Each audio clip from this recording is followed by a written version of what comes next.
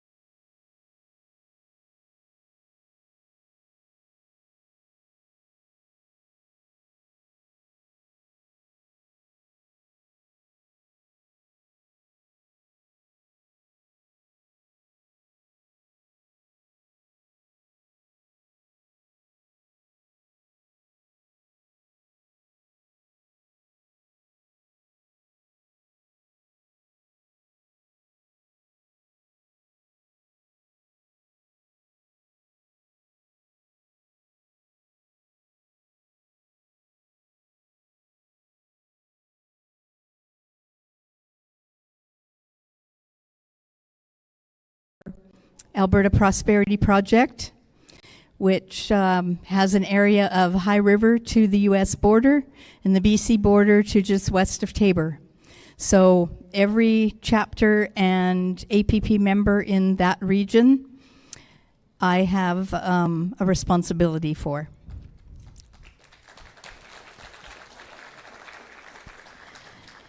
And just some housekeeping. The washrooms are through the entrance doors there, and there's an exit door to my left here, and an exit door to the left at the back, and then the front doors that you came through. What is APP? And many times we're asked this.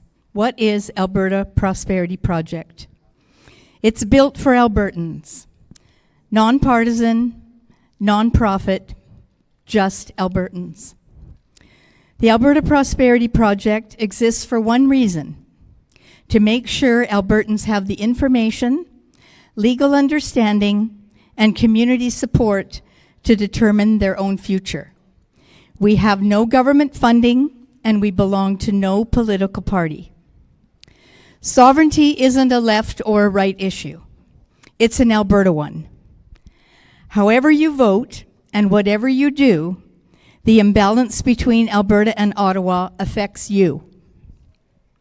Our role as APP is to educate, inspire, and unite Albertans on what the imbalance costs, what sovereignty could look like, and how we get there through a legal and democratic path. The future belongs to every Albertan in order to have faith, family, freedom, and prosperity, and to chart our own path.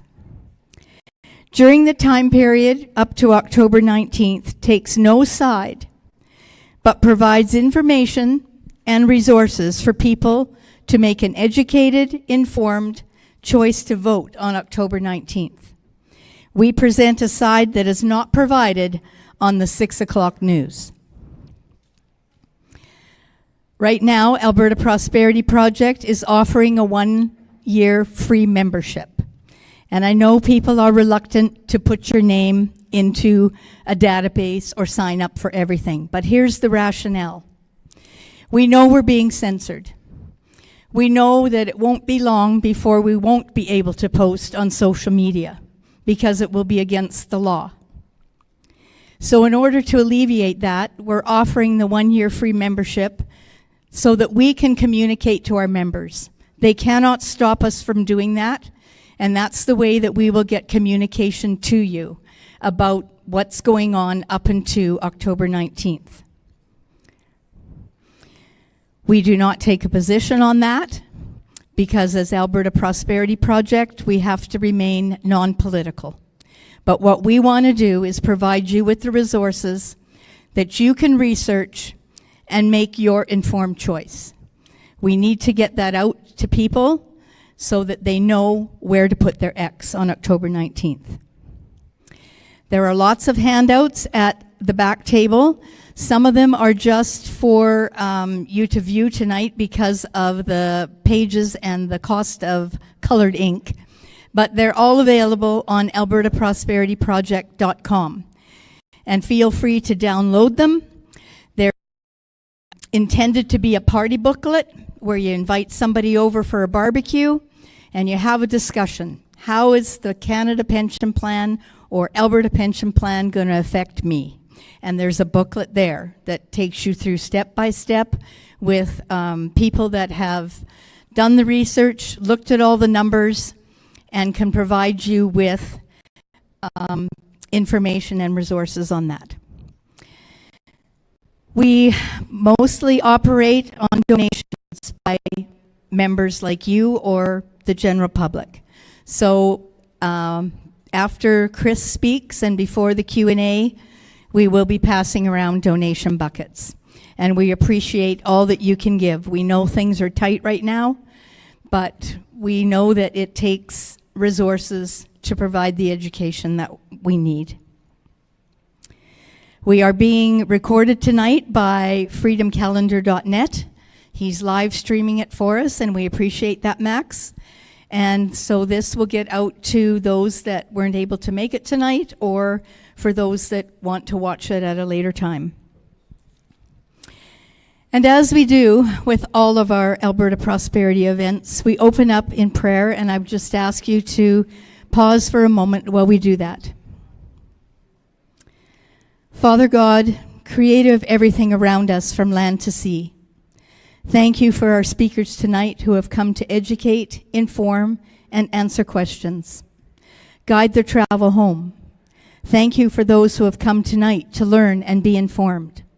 May the message brought tonight present truth for knowledge, not fear, and may you guide Alberta to be what you would have it be. Amen.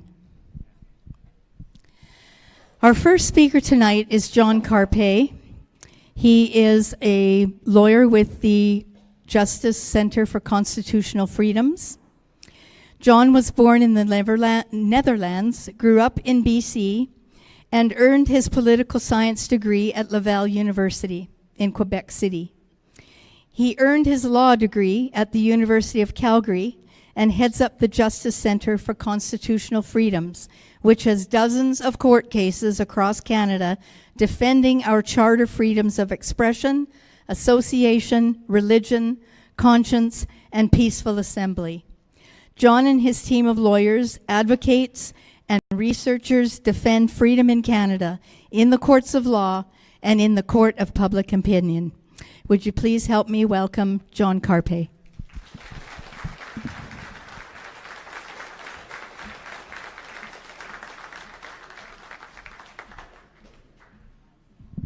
Thank you so much for the kind introduction, Lorna, and thanks also to all the organizers to have put the event on this evening. It takes a lot of time, energy, work, and most of all, thanks to each and every one of you for taking time out of your busy schedule, or maybe taking time out of your non-busy schedule, because you could be at home having a beer, enjoying a sunset, but your love for freedom and truth and justice is such that you're giving up your time to be here tonight, and so I'm very thankful. I was very pleased to have this opportunity. Just drove down from Calgary today and going back home tonight. And so my thanks to all of you for being here tonight. I'm going to talk a little bit about Bill C-9, but I'm going to touch on some related topics because Bill C-9 is only one of 6 building blocks of the surveillance state. And this is where the federal parliament is taking us currently with legislation. We started 3 years ago with Bill C-11, the Online Streaming Act, and this gave legal authority to the Canadian Radio, Television and Telecommunications Commission, CRTC. We actually released a report on the CRTC back in March. Mission creep. Is it time to abolish the CRTC? We say yes. There's no need for that for CRTC.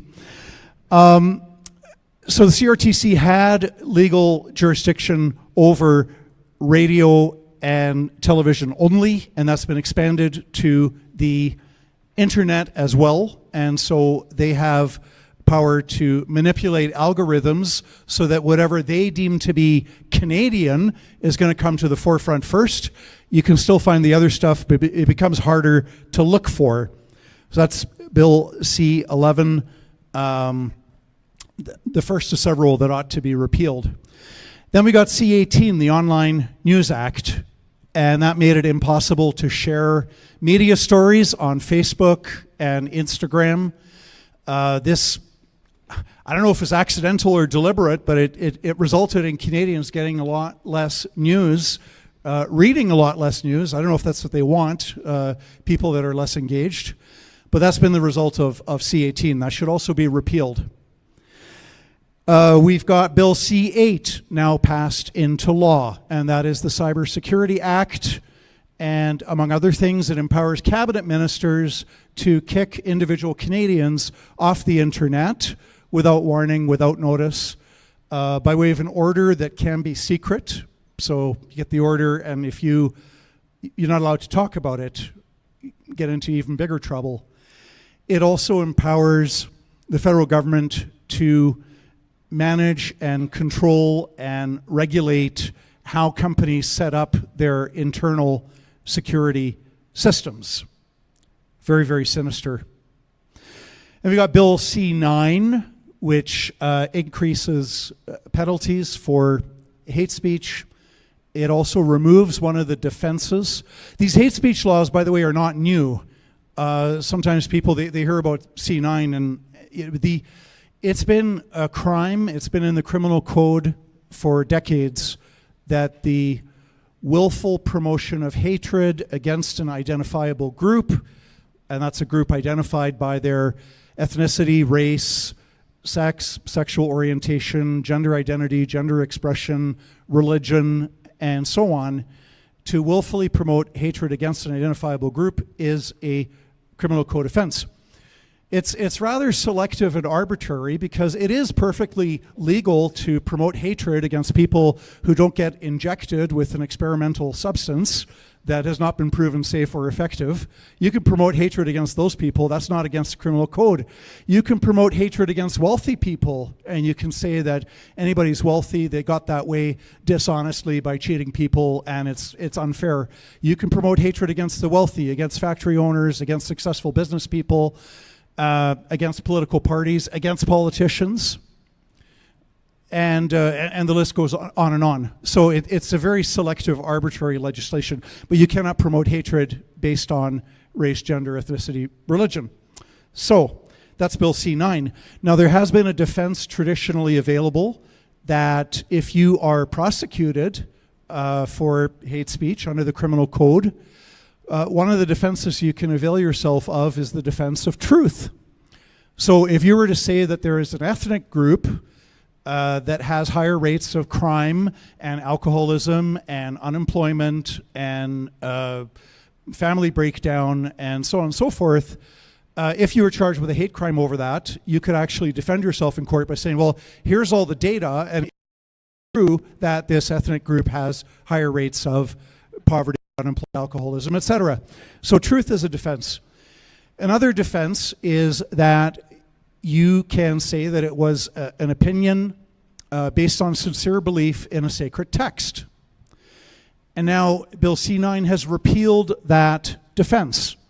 And what that does is it opens the door to Catholic priests and evangelical pastors and Orthodox Jewish rabbis getting criminally prosecuted if they teach what their scriptures say about homosexuality and about there being only two genders and about transgenderism and human sexuality generally. It opens the door to prosecutions against not only the religious leaders but religious adherents as well if they want to teach and proclaim what their scriptures say about human sexuality. So that's a bad provision. Another provision, I don't know how harmful it's going to be, but it's very arbitrary. It becomes illegal to display a Nazi swastika, but not the communist hammer and sickle. And you know, they're both terrible symbols of regimes that murdered millions of people. The communists actually have killed more people than what the National Socialists did, although they were in power a lot longer as well. So, you know, take your pick. But this is highly political, where a bunch of people, you can wave the communist hammer and sickle. You could wave that on the streets. That's fine. It's not hateful. But why am I going on and on? I don't think anybody here, you know, is a fan of either symbol. So just as an aside to show how political this legislation is. Then we got the Bill C-22, the Lawful Access Act. I was talking to somebody the other day, called it the Awful Access Act. And I thought, oh, okay, I'm going to remember that. So Bill C-22 is going to require the telecom companies to keep your data on file for 6 months. And this is all of your texts, your phone conversations, probably your emails, where you were geographically located when you made those calls, who you were phoning or texting, And the companies have to keep that on file for 6 months, just in case the government wants to have a look. Now, this is a departure. All of these bills together are a departure from a good compromise that we have reached over centuries to protect our privacy rights and our property rights, and also to allow law enforcement to catch criminals. And the balance that we've struck is that the starting point is we have property rights, we have privacy rights. The government cannot listen in on our phone calls. The government can't do surveillance on us. The police cannot barge into your home. And so that's the starting point. We have privacy rights and property rights. Even though the property rights are not enshrined in the Charter, which they ought to be, but they're not. But we still have property rights at law, even though they're not constitutionally protected in the way that I would like to see them protected. Now, law enforcement, sometimes, I hope there's nobody named Mark Smith in the audience tonight. That'll be my example. But if the police have reasonable and probable grounds to suspect that Mark Smith is producing or possessing or distributing child pornography, or is a drug dealer, or is planning terrorist activities, when there are reasonable and probable grounds to believe that somebody has committed a crime or is currently committing crimes, police can go to court and they can apply for a warrant. They produce an affidavit outlining why they need the warrant. They say, we have limited information. We want the authority to spy on Mark Smith and read his emails and see what he's looking up on his computer, so on and so forth. And so the court can grant a warrant.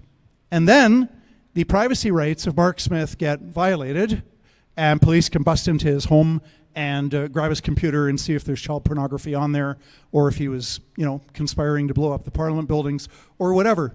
So it's a really good compromise. It's not perfect, right? Because Mark Smith might be innocent. So then, you've got an innocent man who got his house barged into by police. But it's a good compromise that, yes, we give law enforcement access to violate privacy rights of particular individuals or groups or gangs, but the other 99% of us who are not suspects, we get our privacy rights. Well, this is being undermined and eroded in these laws like Bill C-8 and C-22, and the standard is lowered for police from reasonable grounds to believe down to reasonable grounds to suspect. Now think about that. Think about some things that you believe. Yeah, maybe it's a long list. For most people, it's not that long. Things that you actually believe. It's not a very long list. Now, imagine creating a list, writing down everything that you suspect might be true. It's a lot longer list, isn't it? So this is significant to lower the standard from reasonable and probable grounds to believe, where the police officer has to swear an affidavit saying, I believe that Mark Smith is engaging in criminal activity, down to, I suspect that Mark Smith is engaging in criminal activity. It's going to be a lot easier to get the warrants. These acts, and I don't have time to go into them tonight, but that reminds me, we have reports. We released this last week, Privacy Roadmap, Halting Canada's Surveillance State, 8 Steps to Restoring Privacy in Canada. This also goes into the Customs Act, which currently allows border officials to search your cell phone without a warrant. Okay? That's current laws need to get changed as well. Speech on trial, censorship by human rights commissions. We got 2 of these cases going on right here in Alberta. This ain't no utopia yet, let me tell you. When a woman is facing, and we're providing lawyers for this, thanks to your generous support. We've got a team of lawyers across Canada. A woman said that a crosswalk in her town should not be painted the rainbow because that's a political symbol and government should be neutral, and a crosswalk is public property. She's facing a human rights prosecution over that. Another lady heard about a family-friendly drag queen show on the internet, and she said, drag queen shows are not family-friendly. So now she's facing, right here in Alberta, a human rights prosecution. So problems ain't only at the federal level, let me assure you. The danger of government-controlled artificial intelligence, privacy collapse, Canada's expanding surveillance state, death by 1,000 clicks, the rise of internet censorship and control in Canada, and another good one on central bank digital currency. So all these reports are on our website. You can download them. If you want to have a hard copy mailed to you, shoot an email to info@jccf.ca and say, I'd like a hard copy of this or that report. And we're happy to provide that as well, because not everybody is super comfortable with the internet. So C-22, the Lawful Access Act, is now before the Senate. The communications company Signal has stated it will leave Canada if the legislation passes, because with the Lawful Access Act in force, they will no longer be able to guarantee privacy and confidentiality for their customers. I don't know if they'll do it or not, but they've said that they will. And these are companies which typically don't comment on laws. They're just running their business. So other companies have said they will leave Canada if Bill C-22 passes into law, because it's another building block of the surveillance state, and it is step by step by step. And so I'll get to the good part later. Bill C-34 is the Safe Social Media Act, and this is being sold to Canadians under the auspices of, we need to protect children from social media harms, Facebook and TikTok and Instagram, et cetera, et cetera.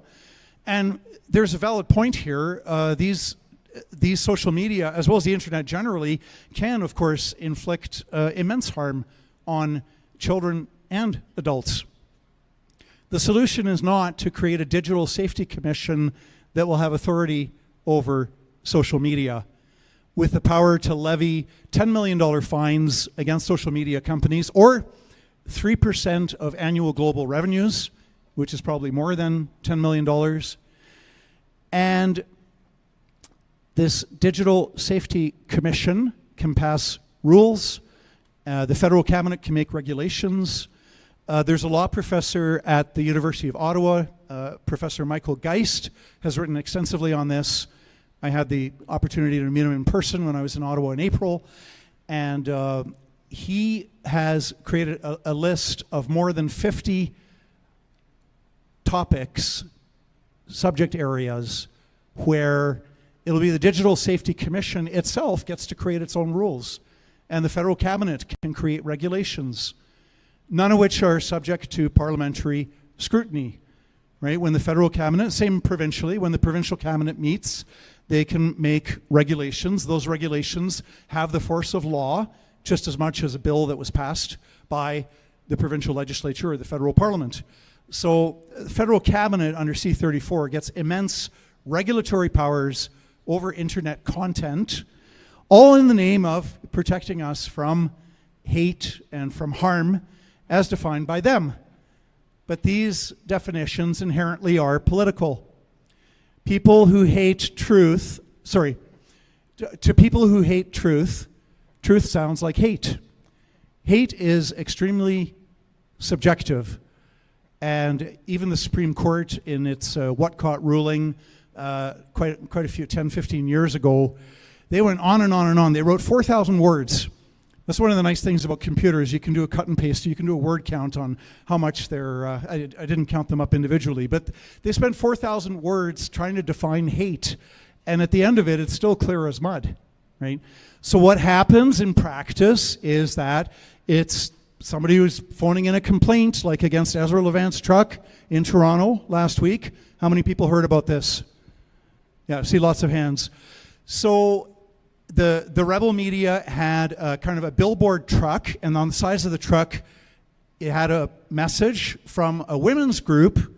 It's actually a client of the Justice Center, a women's group that we're providing lawyers for, that has taken the federal government to court over allowing men to transfer into women's prisons. This has been going on since 2017. If a guy wakes up one morning and decides that he's a woman, he can ask for a transfer, and he'll get transferred in based on his identity. No surgery is required. And so women in women's prisons are being subjected to harassments and having guys lurking around the showers and the bathrooms and crashing their childhood sexual abuse recovery group. You have a guy move in there who's believes that he's a woman. So we're challenging this in federal court.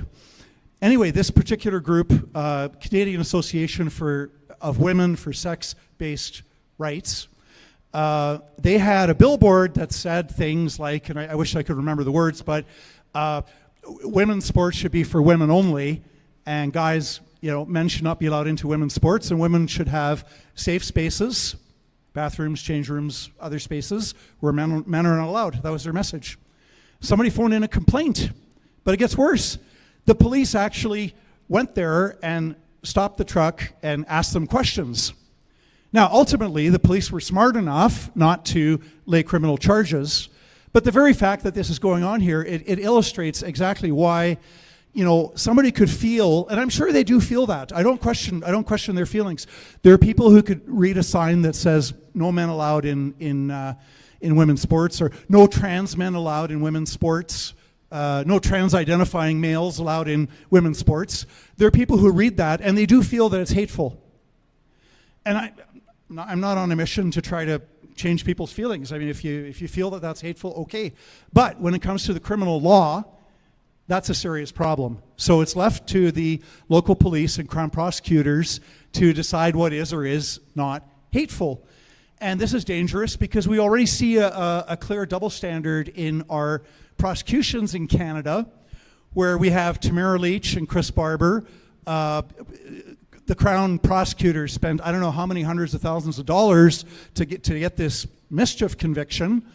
One of the ways, there's several different categories of mischief. One of them is you interfere with the lawful use and enjoyment of property. That can be criminal. So if you block off one lane of a road, even if there's still one lane left open for emergency vehicles, that could fall under mischief. Okay, when Muslims pray in downtown Toronto and block off the streets with their prayers, and this has happened, police stand by and watch, and there's no criminal charges. And by the way, I support the right of every Canadian to pray in public. Absolutely, we'll go to bat for that. If anybody ever got, a ticket or criminal charges for praying in public, go to our website, get legal help, fill out the form, and we'll do the very best we can to take on your case. Right? We never have enough resources to take on as many cases as what we want. But, so prayer in public, yes, absolutely, that's part of the free society. Whether anybody else likes it or not is completely irrelevant. However, your right to pray in public does not extend to blocking streets. So this is criminal behavior. It's not punished. The police stand there and watch. There's Aboriginals protesting against Indian residential schools in Winnipeg, tore down a large statue of Queen Victoria in broad daylight with police watching. This is a crime committed in broad daylight. To destroy someone else's property, to destroy public property, is a criminal code offense, and the police just stood and watched. Oh, it gets better. And then a little bit later, a week or two later, the Manitoba Crown Prosecutor's Office announces that nobody will be prosecuted. Why? Well, the Crown didn't say this, but they got the right skin color and they've got the right cause that they're arguing for. So, if you got the wrong skin color, or if you're arguing for the wrong cause, like let's bring an end to lockdowns and vaccine passports, well, then they're going to go to town and spend hundreds of thousands of dollars to secure a mischief conviction. So, we have to use and exercise our charter freedoms, especially our freedom of expression. The worst threat to free expression in Canada is self-censorship. And of course, these laws are trying to make you afraid. So be not afraid. Express your opinions, whatever they are, on whatever topic. Don't self-censor, because that weakens freedom of expression for everybody in Canada. So we are fighting back. We went through a rough patch under COVID with the court rulings. We did win a few here and there, but by and large it was abysmal because judges were full of fear and they wrote the media narrative into their court rulings and they didn't properly assess the evidence. And on that note, I've got examples of that in this book, Corrupted by Fear, How the Charter Was Betrayed, What Canadians Can Do About It. I brought about 30 copies with me tonight. You can buy them on Amazon for $25 plus tax. Tonight they are available for $20, and I'll do my best to sign them as well. So if you want your own copy of Corrupted by Fear tonight, you can get it here tonight. And before I forget, because I always forget this, during the Q&A, I'm going to circulate. This is our Justice Center sign up for our email newsletter, which we only send out 2 or 3 times per month. So it's not daily, it's not weekly. You're not going to be bombarded. So if you put your name and email address, we ask for the postal code only for the purpose of events. So for example, if there's an event like this one here tonight in Claresholm, then we have postal codes, and we only tell people in the local area about the event rather than sending unnecessary emails to people in Toronto and Victoria. So that'll circulate during the Q&A. So some good news. Good news started in January with the Federal Court of Appeal upholding the lower court ruling that Justin Trudeau violated the terms of the Emergencies Act. And yes.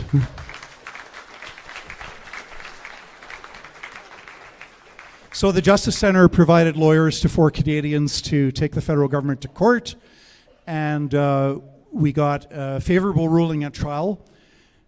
One of the nicest things about it is it was from a judge who really disliked Freedom Convoy. You can tell if you read the judgment. He thought, sometimes you just read between the lines, you can pick up on it. He did not like Freedom Convoy. He thought Freedom Convoy created a lot of problems for a lot of people in Ottawa. They probably had some racists and Nazis and criminals in their midst. He thought Diagolon was real. It's an internet joke about, anyway. No, this judge did not like Freedom Convoy. You could tell by reading the judgment.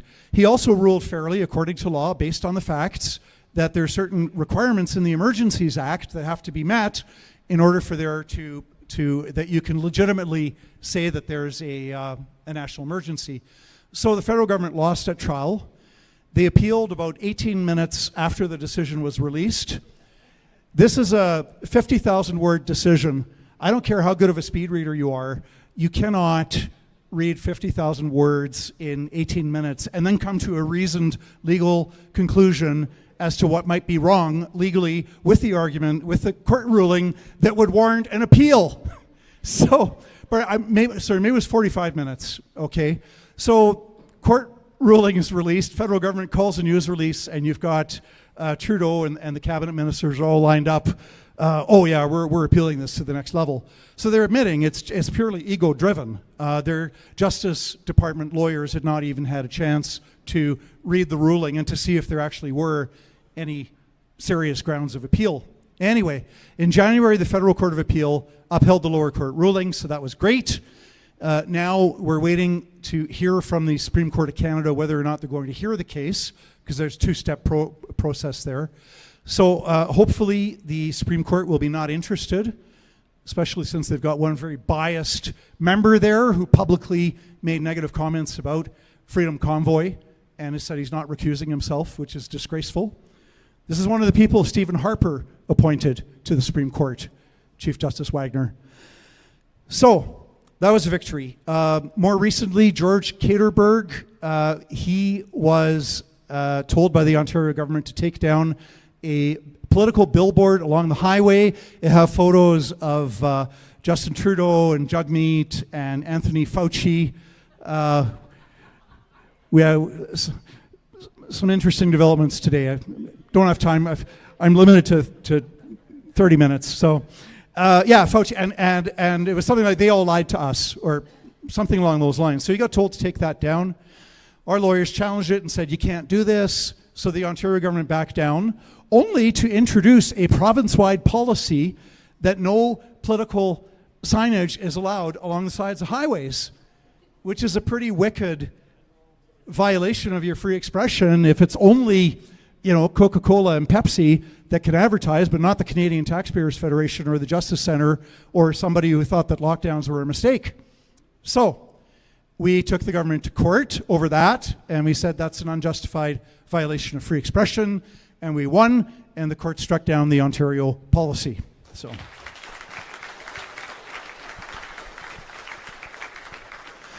Another victory for free speech was against the Parliamentary Security Service. And 3 years ago, there were some pro-lifers on Parliament Hill holding up some pro-life signs. And the police came along, and Parliamentary Police Service, the security service, said, oh, well, these signs are offensive, and you can't display this on Parliament Hill. So obviously zero comprehension. They're probably like the Canadians who tell you, I support free speech as long as it's not offensive. It's like, no, like that's like asking for cool sunshine or dry water or efficient government. Like it's just not going to fly, right? If you have free speech, you know, anything you say, there could be at least one person who's offended by it, right? So either we have a right not to be offended, and if we have that right, it's going to be very, very political in, you know, whose hurt feelings count and whose hurt feelings don't count, okay? So we can have a right to not be offended and to shut up people when they hurt your feelings, or we can have free speech, which means that part of living in a free society is sometimes you get offended. So it's one or the other. But the Parliamentary Police Service was probably living in this delusional world that some Canadians live in, that, you know, yeah, have free speech as long as it's not offensive. So we took them to court. We recently got a ruling that they were out of line, and you can express your views, offensive or not, on Parliament Hill and elsewhere. So another victory for free speech.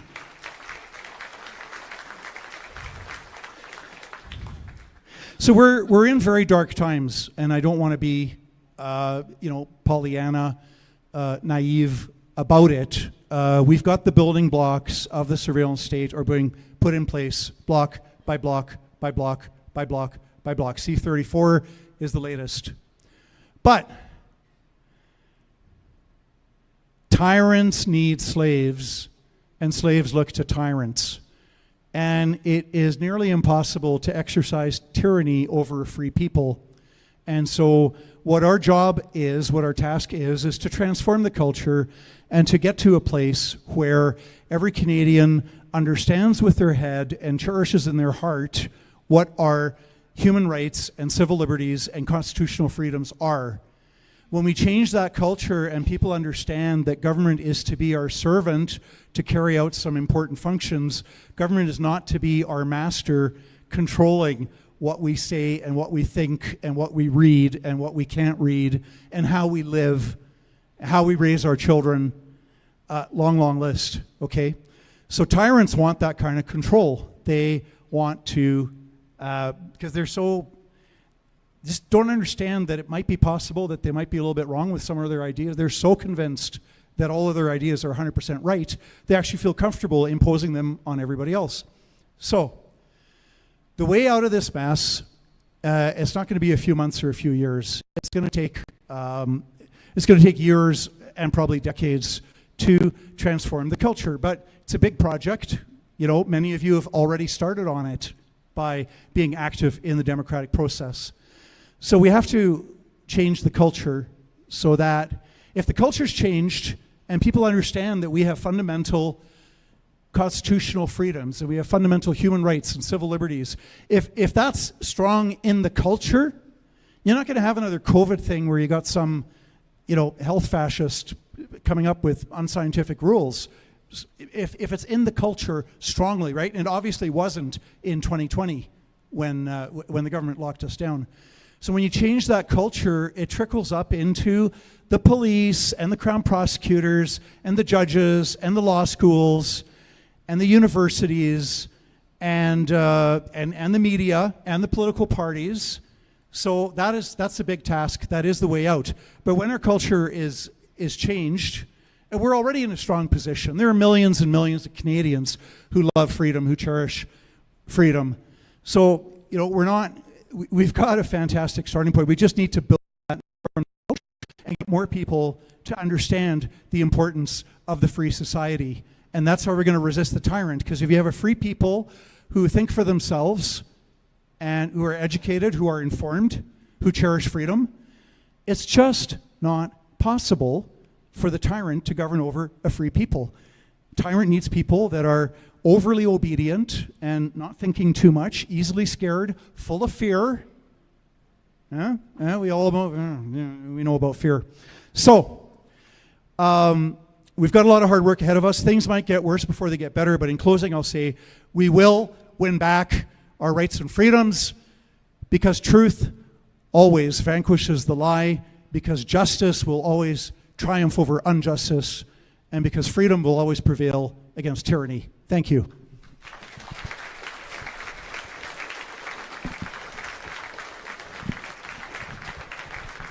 So I'll circulate this.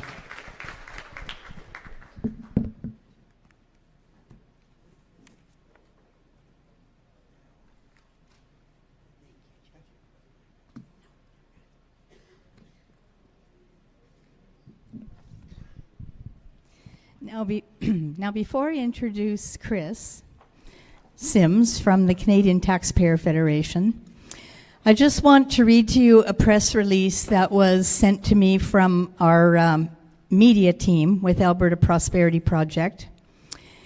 And although we are not to comment on October 19th, this was prepared by our legal team, and I was given permission to read it to you tonight. It's Mitch Sylvester's press release regarding the counting of the signatures on the petition, and it was felt that we need to circulate it to as many people as possible, because you're only going to hear bits and pieces, but this is what really happened.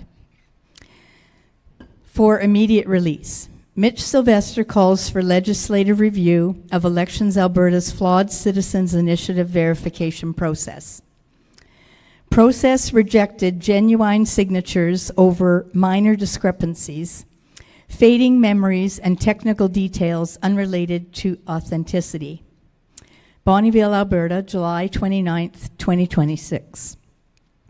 Mitch Sylvester, proponent of the Citizens Initiative petition organized with Stay Free Alberta and the CEO of the Alberta Prosperity Project, is calling on the Alberta Legislature to review Elections Alberta administration of the petition process and enact clear regulations governing how Citizens Initiative signatures are validated and verified.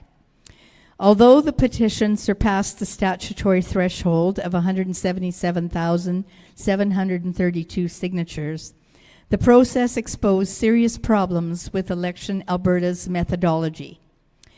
The agency initially counted 286,593 signatures and found 279,337 valid, then applied statistical sampling and estimated only 222,597 as verified, showing how a small number of questionable decisions can exclude thousands of valid signatures. A lawyer serving as the proponent's scrutineer attended Elections Alberta's Edmonton warehouse throughout the process and repeatedly raised concerns verbally and in writing. Electors were recorded as failed verifications despite clearly remembering signing, simply because they could not recall minor details months later, such as the exact signing period, whether they showed identification, or whether a unit number appeared on their address. Because each sampled verification was statistically weighted, a single rejection affected the validity of more than 700 signatures, and electors were never warned. None of the discrepancies suggested a signature was fraudulent or that the wrong person was contacted. Elections Alberta was not immune from error either. The scrutineer documented incomplete and incorrect rejection records, inconsistent instructions from supervisors, and more than 40 signatures flagged as duplicates that were later shown to be false positives. Electors were held to a far higher standard than Elections Alberta applied to itself, and the agency failed to clearly tell Albertans when verification would begin or how they would be contacted, leaving many hesitant to trust the calls. Sylvester stated, "Citizens' initiatives are intended to empower ordinary Albertans, not test whether they can recite perfectly recorded detail months later. Verification should determine whether the person contacted is the elector who signed it. It should not invalidate a genuine signature and statistically affect hundreds of Albertans because someone cannot remember a signing date or an apartment number. Elections Alberta's process was more stringent than the identity checks many banks use to protect sensitive financial information." End of quote. Thousands of volunteer canvassers collected signatures over the winter, often in harsh conditions, to give Albertans the opportunity to participate directly in the democratic process. Quote, "The petition succeeded despite these obstacles, but future initiatives may not have such a large margin. A flawed decision on one sampled signature is statistically multiplied into hundreds of genuine Albertans being excluded." End of quote. Sylvester added, "Albertans signed this petition to have their voices heard. Public institutions should approach any decision to exclude a citizen with that purpose firmly in mind. Excluding citizens over minor discrepancies that do not affect authenticity weakens public confidence in democracy." End of quote. Sylvester is calling for a legislative review of the Citizens Initiative process, clear regulations for validation and verification, a totality of evidence standard rather than exact correspondence in every field, improved public notice before telephone verifications begin, and greater transparency on statistical sampling and how individual rejections affect the final estimate. Quote, "The legislature created citizens' initiatives so regular Albertans could bring questions directly to their fellow citizens. Further participants deserve a process that is transparent and faithful to that purpose. Electoral integrity and democratic participation are not competing objectives, and a properly designed process must protect both." End of quote. The Alberta Prosperity Project, APP, is a large and growing grassroots network of dedicated Albertans and supporters from across the province.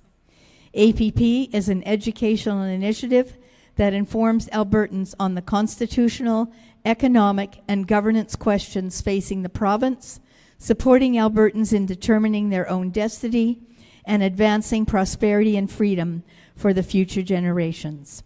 So to learn more, go to albertaprosperityproject.com. So that is the official media release.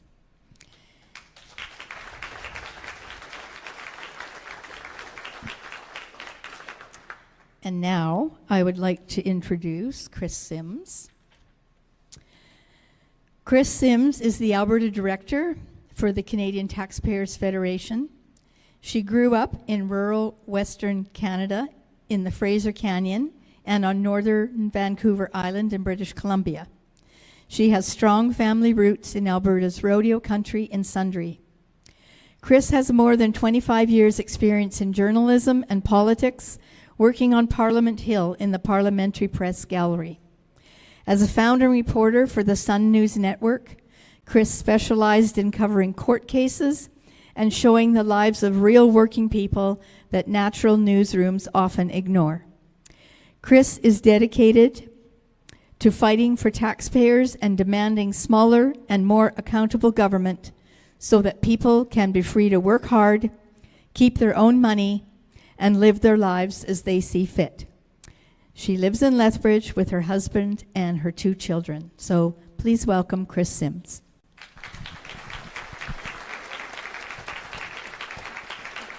Thank you. Thank you so much for the warm welcome, and thank you so much for taking the time to come out here on a Wednesday evening to talk about things like smaller government, more freedom, and standing up for people, especially here in Alberta. I was going to talk with you, and I still will, about things like pipelines, the MOU, carbon taxes, all that stuff. But my good friend John did such an amazing job talking about censorship. I just wanted to give him another round of applause, please.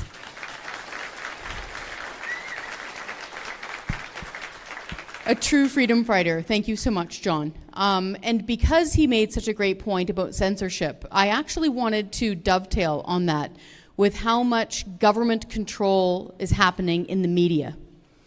So the way I see it, and here at the Canadian Taxpayers Federation, the way we see it, is that we're in the middle of a vice right now. You know, in shop class, or you've got in your garage, you've got a vise on the edge of your workbench, right? And you can tighten it or you can loosen it. And there's two sides to that thing. One side of it is beautifully described, or terribly described, by John. That's the censorship complex. That's what they're setting up right now in Ottawa. That's one side of the vice. But at the same time, the other side of the vice is they're putting media on government payroll. As a journalist, I feel it's a calling to be a reporter. You want to speak truth to power. You want to be a voice for the voiceless. You want to be able to get into those rooms that your family from working class backgrounds otherwise wouldn't be invited to. And you want to stick a mic in the face of those folks who are taking their money and putting laws over top of them that affect their freedom. So that's what a journalist is supposed to do. They're supposed to comfort the afflicted and afflict the comfortable, okay? Thank you. In order to do that, you must have a free press. A free press. Free press isn't some image of like old-timey newspapers wrapped up on a bench in New York City given away for free. That's not free press. Free press means free from government, free from the state. It means they are free from government control, from government influence, and ding, ding, ding, government funding. Government funding. Now, we all know in this room, I imagine, that the CBC, Canada's state broadcaster, is taking more than $1.4 billion out of all of our pockets just this year. To put that into perspective, that could otherwise pay the full-time salaries of 7,000 cops and 7,000 paramedics. Picture those people, but instead we get the CBC. Just wait, it's worse. Very few people are watching the CBC anymore. Their ratings are rounding errors, especially when you talk about the local 6 o'clock news. I think many of us here are of a certain vintage. We probably remember gathering around the television and watching the 6 o'clock news, supper hour newscast. In places like Calgary and even Toronto, we've got like 0.02% of people watching these supper hour newscasts. It's astonishing. And even if you want to go national, okay, let's be fair. Go to CBC News Network, or I can't remember what it's called now. The national CBC TV station, they have a share of under 4%. To put that in another way, 96% of Canadians who are watching TV are choosing to watch something else. But wait, you say, that's not fair. Who wants to watch the news? You know, because that's boring. Well, it's depressing. Okay, I hear you. Okay, let's talk about CBC Mainnet. You know, Coronation Street and what used to be Hockey Night in Canada, but isn't anymore. Even in prime time, they're barely scraping at 4% for their audience share. Again, meaning 96% of Canadians are choosing to not watch this thing. But you're paying for it, $1.4 billion. But wait, it gets worse. Now, Prime Minister Mark Carney, you might have seen this in our online and independent news ecosystem. Prime Minister Mark Carney's government is going to be handing around 150, 160-ish more $1 million to them just this year, mostly to do two things. To participate in Eurovision. Last I checked, we weren't part of the European Union, but okay. We're going to participate in Eurovision, but here's the kicker. This is the big one. To also get the CBC to be the arbiter of truth. So this is making news now, but it actually isn't new. If folks might remember, dial back your memories just before the last federal election. Remember how they rushed out this report on Parliament Hill and said, actually, the CBC shouldn't get $1.4 billion per year. We should give it $2 billion per year. It was a big report that the feds put out. But part of that report, buried deep within it, was this point, that they should be the one deciding what is misinformation or disinformation. I can't stand either of those words. They're just like gross buzzwords, just deciding what people can say. But the idea of having a state arm broadcaster deciding for all of us, because we can't decide for ourselves, what is actually true, we are in some dangerous territory here, folks. And I'm not just saying that as the Alberta Director for the Taxpayers Federation. I'm saying that as a journalist for my entire adult life. I'll give you an example for people who are thinking, oh, well, no, nobody in this room would, but, oh, well, as long as I'm not doing anything wrong, they won't come after me. Nah, I know we won't think that, but others might. Tell your sister-in-law next time you guys are having a barbecue. This could affect you. So I'll give you an example, and it's a real one. Folks might remember a few years ago that the Canadian Taxpayers Federation, we caught the federal government thinking about imposing a pickup truck tax, right? It was Trudeau government, he was still in power. It was buried in one of their own reports, like their own ministry put this out. It was there in black and white on the interwebs, you could read it, where they were considering imposing a pickup truck tax and an SUV tax. Would have cost people thousands of dollars buying a new pickup or a new SUV. We had them right there. It was plain text. And so we went out with it, ablazing, saying, this is not right. We can't have this. No pickup truck tax. Stéphane Guilbeault, who at the time, you might know who that guy is, he was a cabinet minister at the time, went online and said, that's misinformation. Or disinformation. I can't remember what gross buzzword he used. But here we had a minister of the Crown accusing an advocacy organization that has been around since 1990 of misinformation and disinformation. That's a problem because I don't care that he said it. He's not going to hurt my feelings, whatever. But what happens if they criminalize misinformation? What happens if they criminalize disinformation? What happens if they let the folks at the CBC decide? There you go. You can't talk about pickup truck taxes anymore. You can't talk about carbon taxes, right? So that is a major problem within the CBC. But unfortunately, it gets worse. As we all know in this room, it's no longer just the CBC that is taking money from the government. The vast majority of the mainstream media, what you would call things like, television stations, radio stations, newspapers galore, my goodness, they're on government payroll. They are now on government payroll. And if you break it down per media company employee, as I will fondly call them now, because it's not journalism if you're being paid by the state, that's just propaganda, sorry. If you break it down per media company employee, it works out to nearly $30,000 per person. Now let's do a little thought experiment, okay? Because we're talking about this vice. One of them is crushing you from one side of the censorship. The other one is journalists being on government payroll. Let's do a thought experiment back to the last election, okay?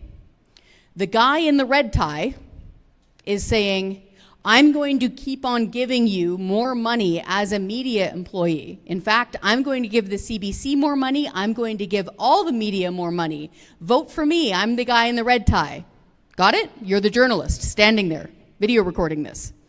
Now the guy in the blue tie walks up and says, I will defund all of this. And you're sitting there thinking, $30,000 potentially, depending on who you are, of my paycheck is riding on this. Journalists, these reporters, they've got car payments, they've got mortgage payments coming due. How on earth is that journalist supposed to be objective? How are they going to call that straight? That's impossible. It just is frankly impossible. That is why journalists must never be paid by the government. Ever. It doesn't matter if, God rest his soul, Rex Murphy were delivering the news and he was handing it over to Don Cherry for sports. I'd love watching that. That's right there with me. But they shouldn't be paid by the government because it's a direct conflict of interest. Because as a journalist, you cannot hold the powerful government to account if you're counting on the government for your paycheck. Just not going to happen. So that is why the Canadian Taxpayers Federation has come along and said, yeah, we need to defund the CBC and we need to stop all forms of government funding the media. Yeah, it's going to hurt. Let the chips fall where they may. Okay? There's going to be some outstanding journalists from all those different outlets who come together and they can form their own companies, they can form their own co-ops, because, you know, as we can see here on a Wednesday night, people like getting together and sharing information, right? They're not going to stop a town crier. They never will. So there's always going to be demand for news and information. So that's what has to happen there, because otherwise, this vice is just going to keep on tightening. Because, for example, if you can't feel that you can trust what's going out on the TV news or the radio news, how are you going to trust anything? Where are you going to get your information? I'll leave this part with this one note. So I've worked in these newsrooms, okay? I've worked with some great journalists. I've worked with some lazy journalists. I've worked in both mainstream TV, media, you name it, and startup media. There are good journalists in all walks of life. The issue there is that they can't be paid by the government and they have to exist. Here's a little tidbit that a lot of people don't know, unless you've worked in the belly of the beast, unless you've worked in a newsroom the last 20-something years. The number of journalists has been decimated, gone, okay? When I graduated journalism school in the Vancouver area way back in the mid-1990s, there were 2 full-time reporters who were working at the Vancouver Sun, one newspaper, and I mean full-time, like paying for their mortgage jobs. 2 dudes at the Vancouver Sun, only on softwood lumber. That was their whole job. That's how many reporters there used to be. There used to be a reporter at City Hall. There used to be a reporter stationed at the courthouse. Not just covering like big splashy biker trials or anything. No. Like when they went to work in the morning, Monday to Friday, they went to the courthouse. They didn't go to the newsroom. Same went for a consumer affairs reporter. Same went for, rural regional reporters that would specialize in farming, like you name it. So this means that I, as the producer at the 6 o'clock news, or trying to run the 24-hour news station, which I've had to produce and book for too, you've got this open maw of an hour, and then an hour, and then an hour. You have to fill that, okay? It used to be that I had a lineup of journalist packages. Original, grassroots, W5, fact-finding journalism from everything, from City Hall to the courthouse to consumer affairs to, that guy's got a good expose on a moving company that's kind of shady, like you name it. And I could fill that. Now, there's next to no one. For when there used to be 20 people in a newsroom, there's 2 now. And they're kids. And they have to put stuff on the internet too on top of that.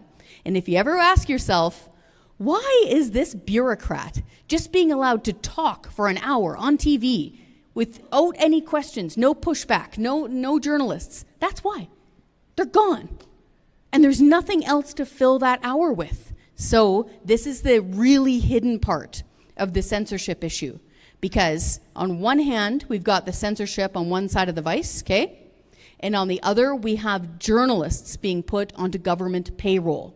And there's fewer and fewer of them. So we need to support independent media, please. Honestly, even if your sister-in-law wants to watch left-wing independent media, bless her heart, let her do it. Encourage them to seek out and find independent journalism that is not being funded by the government. Because otherwise, we won't be able to get our message out. The next time the Canadian Taxpayers Federation comes out and says, we want lower taxes, less waste and accountable government, or look at what happened with the government wasting in Saskatoon. Did you see City Hall, Saskatoon? They spent $300,000 on 3 big plastic rocks. I'm not kidding. It was my colleague, Gage Haubrick, dug that up, my Prairie Director. That's just one example. Recently, I think it was $140 million we spent on motorbikes for Ghana and pickup trucks. And you know what? They came back. They said, hey, man, we don't have the tools or the parts or the gasoline. So not only did we blow $140 million for motorbikes and pickup trucks for Ghana, it didn't work. It's so infuriating to see this kind of government waste.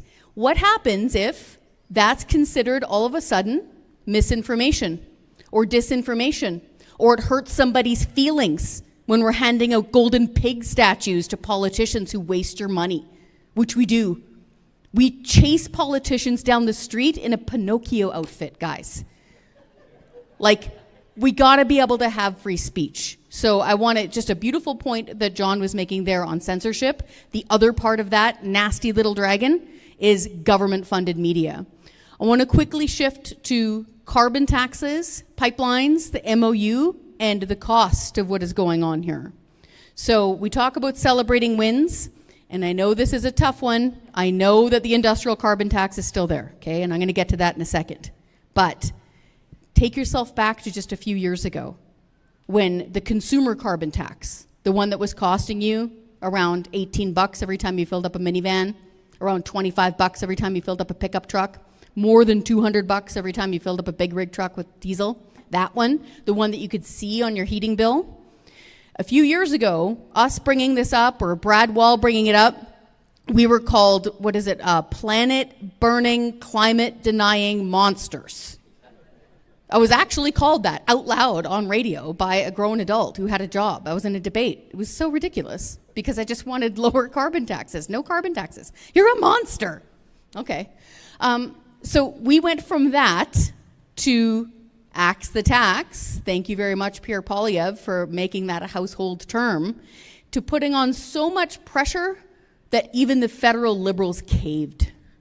It was unbelievable to see that. I couldn't believe it. We suddenly went from, in just a few weeks, us going into Parliament Hill, the Taxpayers Federation, and speaking at a committee, and having a Liberal member of Parliament actually say she didn't know what carbon taxes were.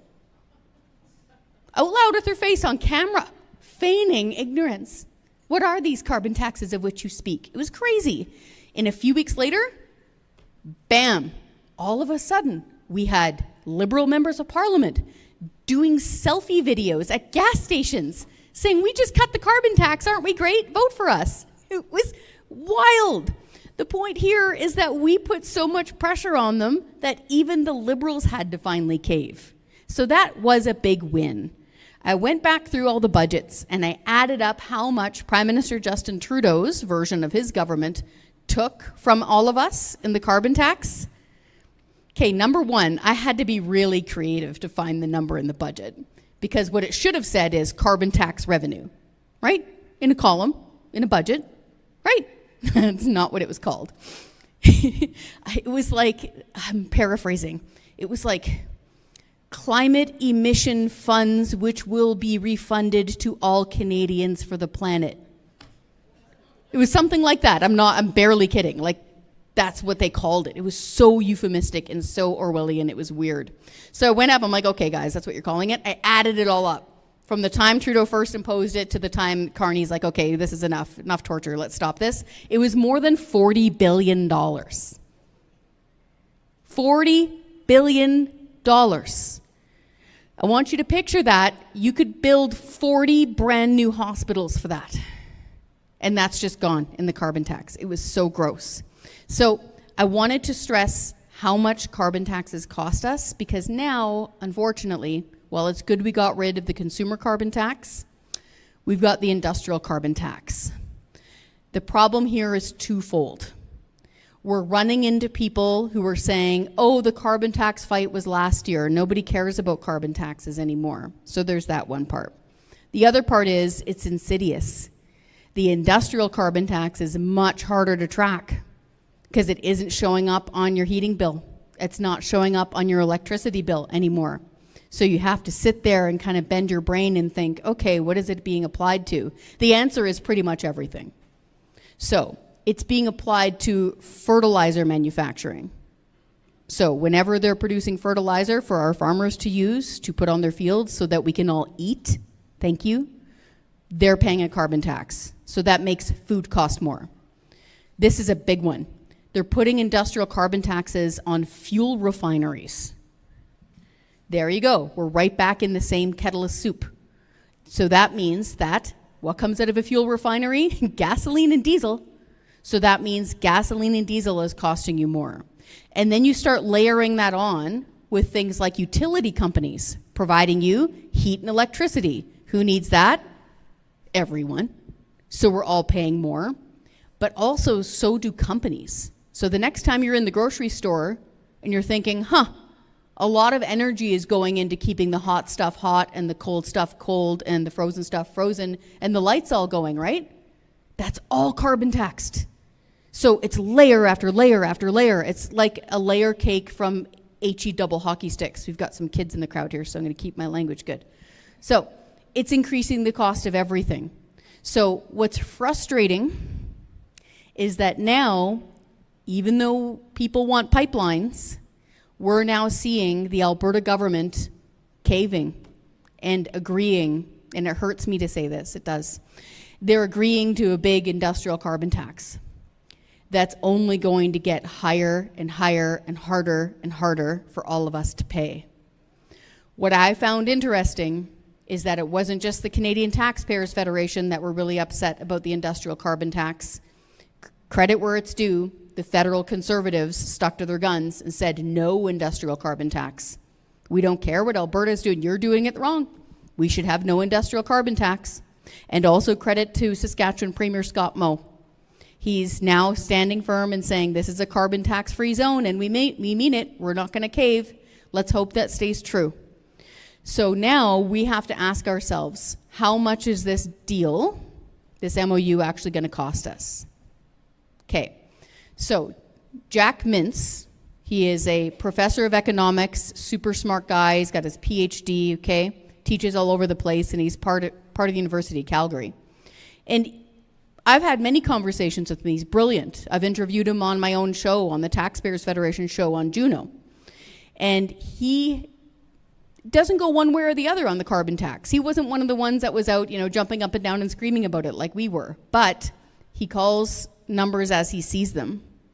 And to paraphrase him, because he's much smarter than me, so I have to paraphrase him, he said the combination of the industrial carbon tax combined with this carbon capture-y thingy that we're doing, pathways, over the hypotenuse thing we're doing in Alberta, he's warning that that could do two things.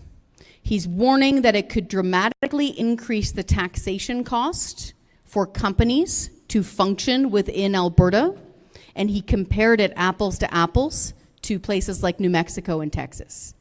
And I'm not going to try to paraphrase his whole study. You can go find it at the Fraser Institute, Dr. Jack Mintz. It's his latest study there, where he's saying, it's going to make it really unprofitable, unfortunately, for a lot of companies to do business here. He also did a deep dive on how much it's going to add to the production price of a barrel of oil. So I'm not an oil expert, but he's an economist and he's super smart. He was warning that based on the combination industrial carbon tax and all this carbon capture-y stuff, that it could increase the production cost of a barrel of oil by between $6 and $10 US per barrel. That sounded alarming. So what we want is we want no industrial carbon tax. We want Ottawa to get rid of its no more pipelines law. We do want Ottawa to keep its promise, because that was one of them that they included in the MOU, is to get rid of the production cap. Because as of right now, if we keep the production cap, it's going to blow a $20 billion hole in our economy and cost more than 40,000 jobs.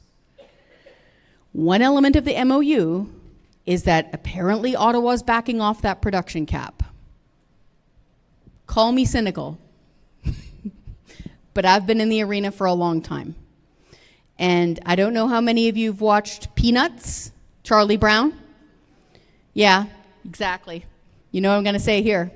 You know that scene where Lucy's holding the football and good old trusting Chuck, he's got, what is it? High in agreeableness, as Dr. Jordan Peterson would say.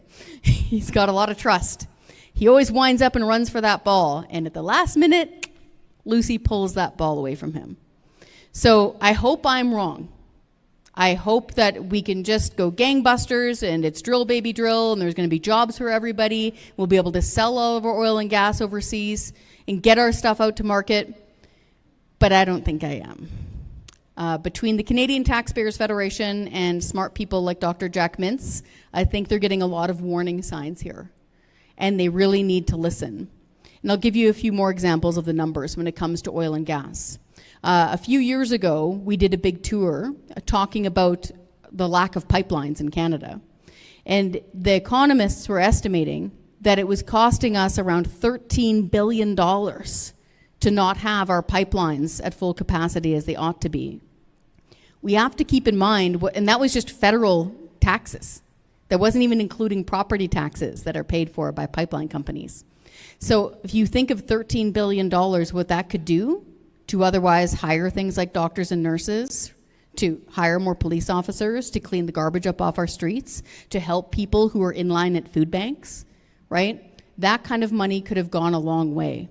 But instead, we've got the federal government strangling our natural resource sector, especially here in Alberta. I wanted to leave you with a couple more numbers. So equalization is one element of how we transfer money back and forth between Alberta and Ottawa. So if you just do the equalization portion, it's roughly costing Alberta around $3 billion a year. If you include all the other transfers though, like health transfer, social transfer, there's a whole bunch of other different little transfer things that add up. My colleague Franco Terrazzano, who's also, by the way, got his master's in economics, he's a smart guy, they calculated it, it's close to 20 billion. It's an astonishing amount of money. Just equalization alone, last time we did the calculation, you might have remembered the big vote that we had a few years ago. Equalization alone is costing all of you, individuals, over $600 every single year, personally, taking it out. So Alberta has been under the thumb for a long time. We're spending an awful lot of money towards Ottawa and getting not very much in return. So I wanted to leave you with this point. Between censorship and putting journalists on government payroll, massive problem. Because otherwise we can't stand up and be heard. We can't speak truth to power. I want you all to tell 10 friends about that critical problem, please. And on the other side, it's energy. And we're worried that Alberta is being led down the garden path here.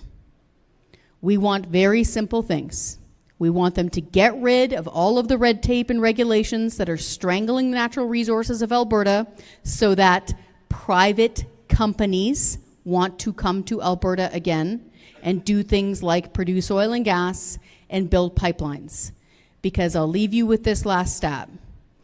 You might remember the big flashy announcement that we saw here in Alberta a couple weeks ago of, oh, yay, we've got a pipeline kind of sort of agreed to now, right? Well, sounds like they're going to use the same route that Trans Mountain used between Edmonton and Burnaby.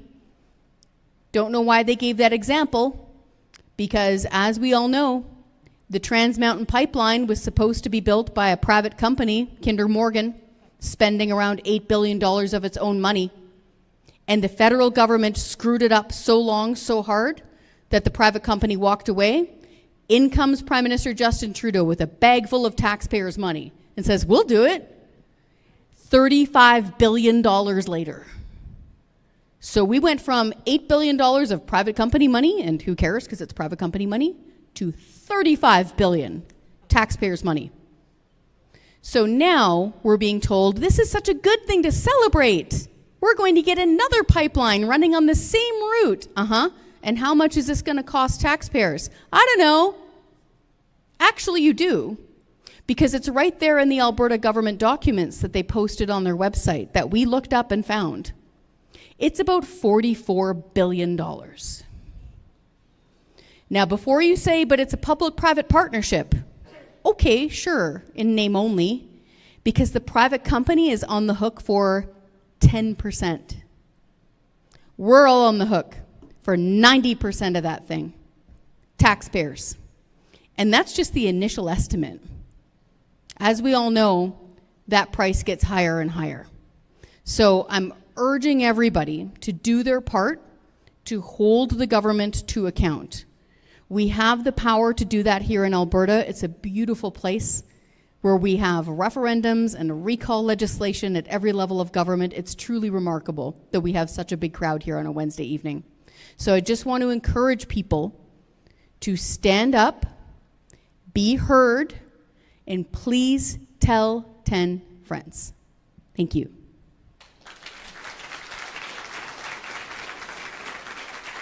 Thank you. Thank you, Kris. Now we're going to circulate the donation buckets, and like I said, anything that you can help us to keep educating in our community would be very helpful. And there's water at the back, and if you don't want to come to the mic or speak on the mic for a question and answer, Paul back there has little cue cards that you can write your question on, and we'll ask it for you. So with that, we're going to circulate the buckets, and we will come back here at 8:45, and we will have a 20-minute question and answer so that everybody can head out here shortly after 9 p.m. Okay?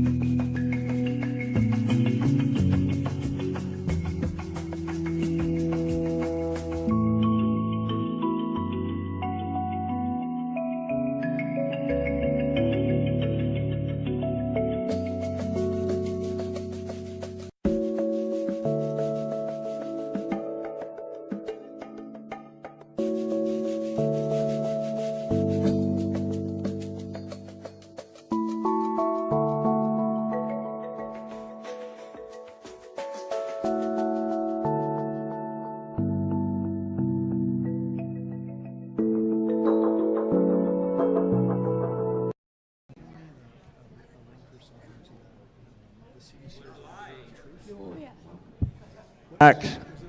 Okay, good.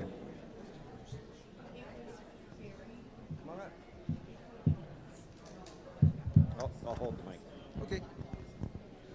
You ready? Yeah.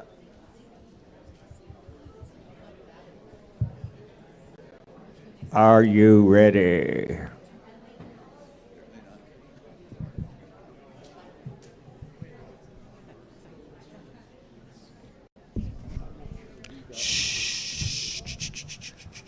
Got a question here. I don't think they're listening. I'm listening, sorry. I'm reading and listening. What would you say is the most effective way to oppose the government's attempt to pierce VPNs, virtual private networks? So a while back, the government introduced Bill C-2, which they called the Strong Borders Act. Should have been called the Strong Surveillance Act. And there was so much, I didn't even get into that bill tonight. There was so much pressure from Canadians against Bill C-2.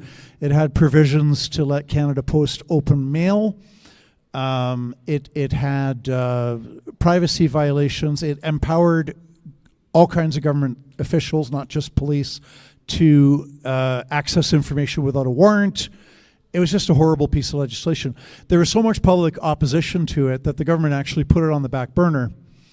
And even on Bill C-9, we don't have time for this. I want to keep it brief and leave time for more questions. One of the worst provisions of Bill 9 was removed from it. And so what passed is still bad. It could have been worse.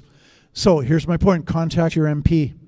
On C-34, the Safe Social Media Act, the Justice Centre has an interactive tool whereby you can send a letter to your member of parliament, and you type in your postal code, and the letter will go to your own MP, because MPs care more, rightfully so, they care more about their own constituents than they do about other Canadians. So contact your member of parliament. It's amazing how few Canadians do, actually, when you look at the total population. So that's what you do. And if you're able, take it a step further and ask for a meeting. Worst case scenario, they say no. So yeah, and alert your neighbors, spread the word, get other people to contact their MP. I just wanted to dovetail on that because I can hear some people mentally saying, oh, well, I'll send an email. What's that's going to do? Okay, I've worked in those offices. I promise you, when members of parliament get an email from their constituent, translation voter, they pay attention. And for every one email that's originally sent, not just some spam thing, for every one email they get, their rule of thumb is 100 other people feel the same way. They just didn't write in this letter. So that's the rule in those offices. Number two, here's a little bit of inside baseball. If you really want to get their attention on something, whether it's VPNs or carbon taxes or the debt, whatever, you be firm but polite, be brief, and at the end of it, say, if I actually don't see action on this from you, I'm going to get 10 of my friends together in your riding during the next election, and I'm going to door knock against you on this topic. I promise you, you've got their attention then, because then their job is on the line. And even if they're a backbencher with no responsibilities at all, they're not in cabinet, they're not a critic, it's 2 feet and a heartbeat, they're getting paid more than $200,000 a year. They don't want to give that up. So little inside baseball, tell them firmly but politely, please don't cuss because they're going to ignore you.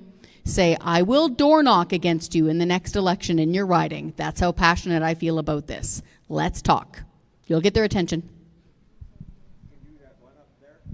Sorry, Kate. To change our culture, we need to get our education system on side. Yes, absolutely.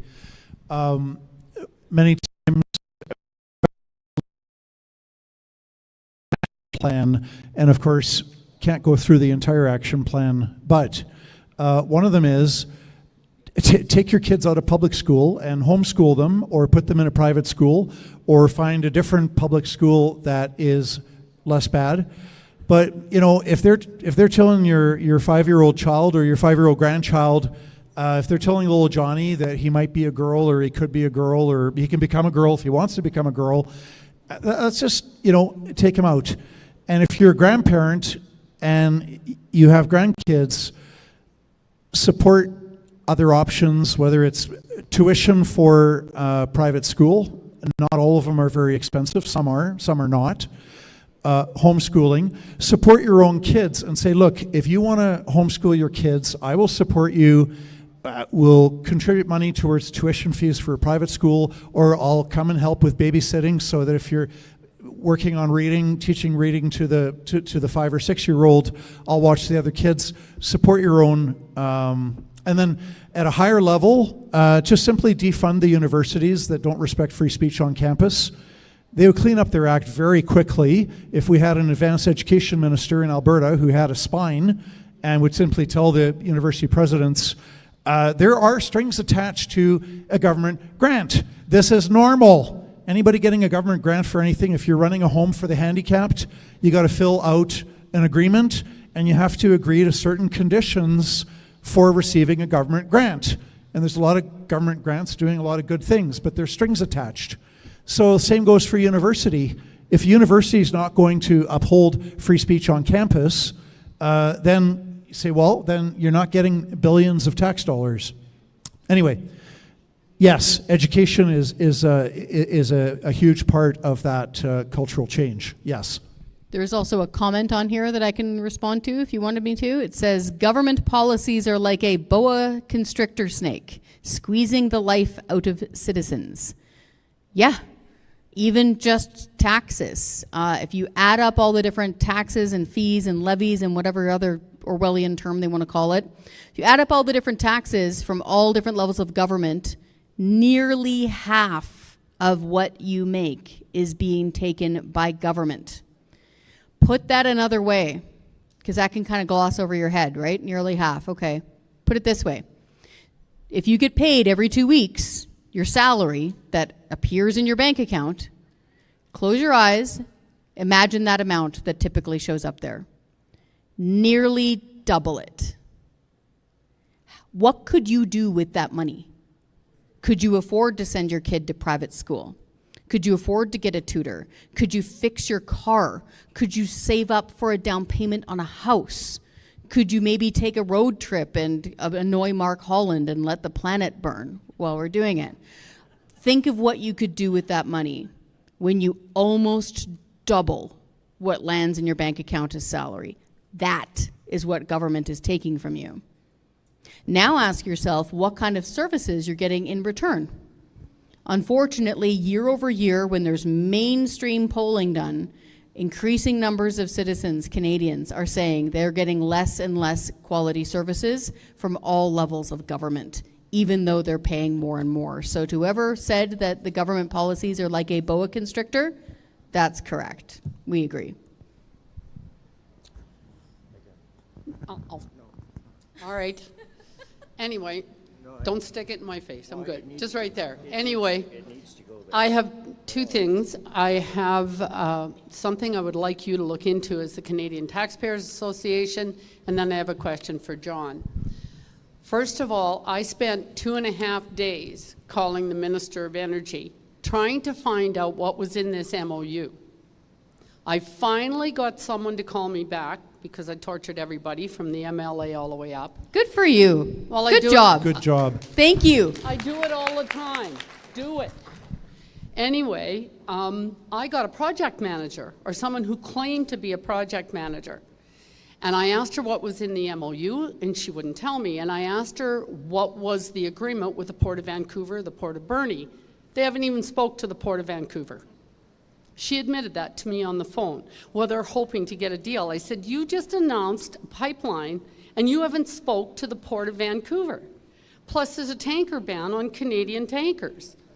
So she spent 15 minutes with me on the phone, never told me anything. I think it's something that people really need to dig into. I've got to call into my MLA again to ask her what's going on with this, and I think everybody should be asking this. The other thing I'd like to ask you, John, if you can help me. I know there's criteria for the Supreme Court to give leave to hear something that's being appealed. Do you have any idea what the level of criteria that would be required by this government in order to have the decision by the Ontario Court of Appeal on the Emergency Act heard, because if it gets to the Supreme Court, you know they're going to overturn it. So if you could give me some feedback. Thank you. Thank you. Yeah, excellent question.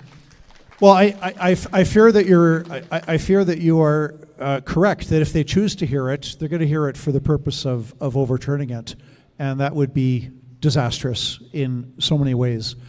Now, the Supreme Court of Canada, so there's a two-step process. First you go and you say, will you hear my case, right? And then they say yes or no. If they say yes, it doesn't mean that you're going to win. It just means, yeah, we'll hear your case. Now, the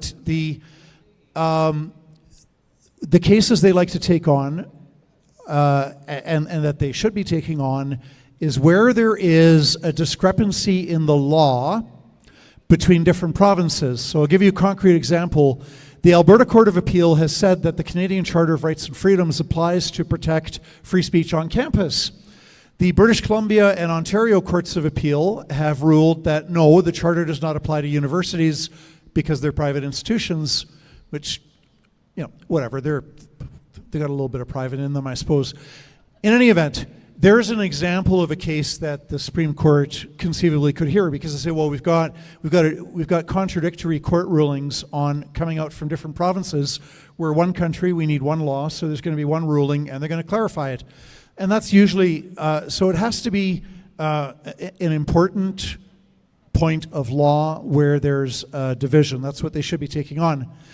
I read the federal government's factum, and they're just grasping at straws. They're not raising an important national issue where there's a lack of clarity in the law, right? That's the Supreme Court's job, is to keep on bringing clarity. Maybe it's a horrible clarity because it's a terrible decision, but they're bringing clarity to the law with the cases that they take on.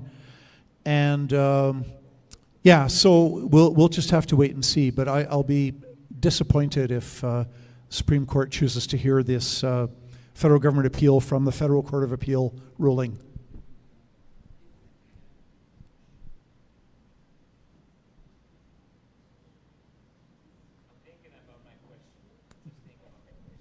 Any other questions? You can just come up. There you go.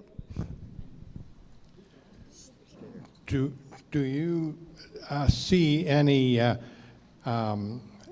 effort of the provincial police forces in Alberta or Saskatchewan willing to be on the side of the people and the APP? In what way? Sorry. Well, in what we're seeing all over the world is that they are absolutely on the side of the left, and I'm just hoping that we can maintain some semblance of peace from our side with the RCMP and the local police forces as well. So I wanted to give a little bit of good news. It's kind of attached to that. When it comes to things like law enforcement and them speaking up. So number one, law enforcement typically tries not to speak up. They try to just do their jobs and not do political things. But two, anybody here hear about the federal gun grab? Yeah. Where Ottawa is trying to confiscate lawfully purchased firearms from law-abiding licensed firearms owners. Many of us have our pals because, of course, firearms are tools, right? What's really interesting there, and I've been in the game a long time as a journalist, I can't think of another time that I've seen so many police forces step up and say, actually, no, we're not participating in that. So credit where it is due. I know this takes a lot of effort from within their police unions and getting the guys and gals in blue to speak to their, commanding officers and being able to speak up. But shortly after they announced that little pilot project in Cape Breton, we saw a cascade of local police detachments starting in Atlantic Canada, sweeping across Ontario, saying, no, we're not going to participate in this. One, we don't have the manpower or the money to do this. And two, this is super important. It won't stop gun crime.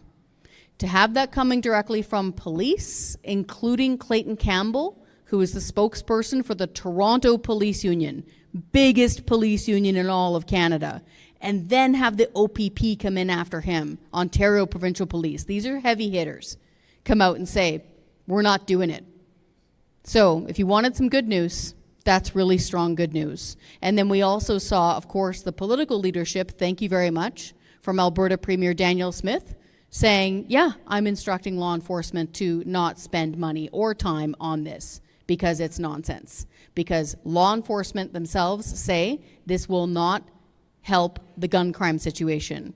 Newsflash, criminal gangbangers who are using illegal handguns typically don't care what the law is. I know that's hard to understand for some government officials. And on the taxpayer side, we're fighting this also because of the cost. The cost is just going to be outrageous. Can you imagine having to go door to door to door and confiscate all this stuff and destroy all these guns, all this private property? It would be outrageous. Folks in here in this room probably remember the long gun registry. The long gun registry under a previous Liberal government, Scouts Honor, was only going to cost $2 million with an M, and it was going to make everybody safer. By the time the smoke cleared on that nonsense, the boondoggle,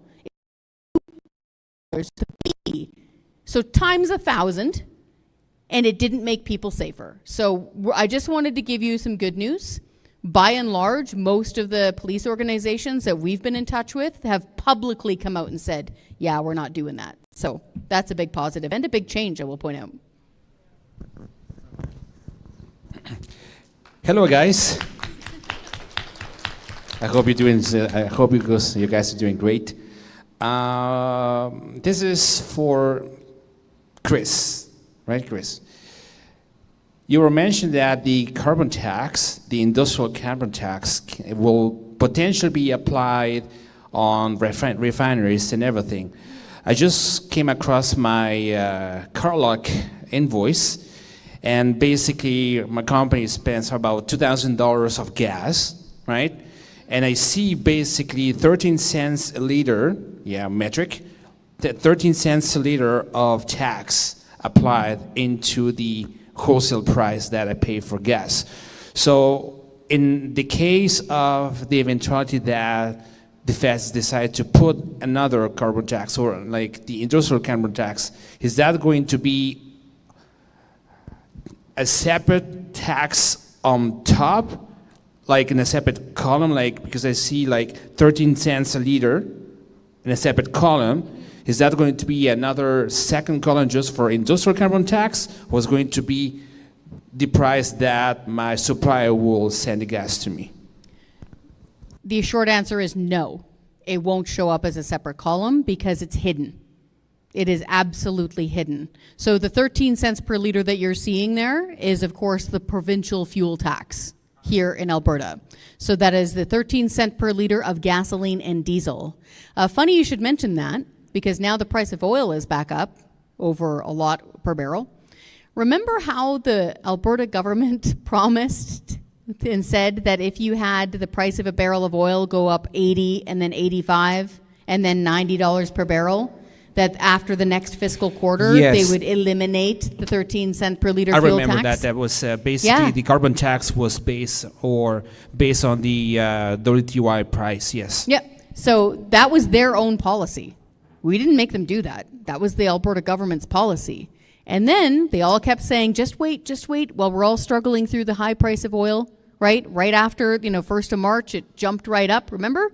And it stayed up, and it stayed up, and it stayed up. And they kept on saying, wait until July, because that's when the fiscal quarter will end, and that's when our magic law will kick in, and that's when they should have been eliminating the 13 cent per liter fuel tax, but they didn't.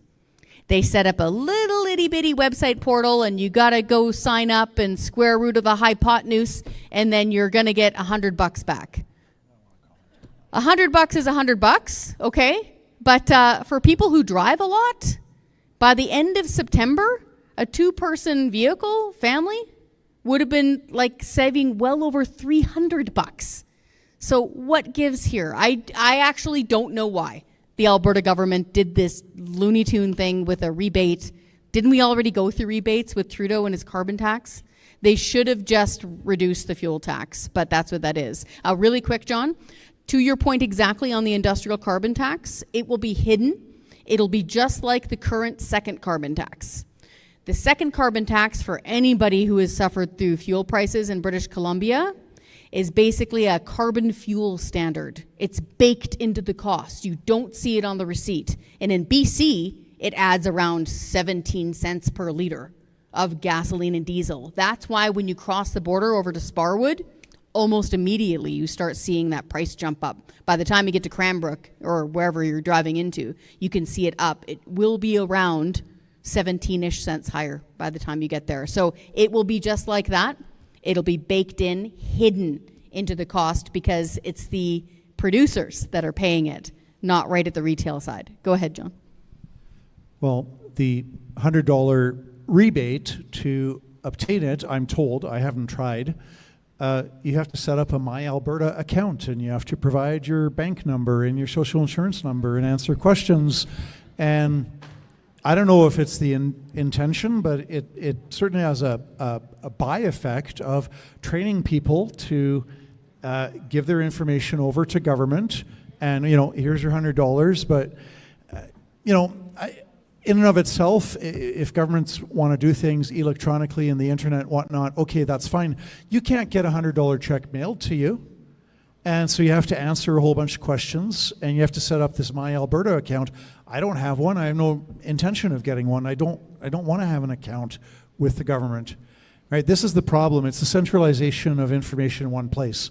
We've always had governments that having lots of information about us. We had, police has, you know, our traffic, how many speeding tickets you've gotten, or a criminal record. There's medical records.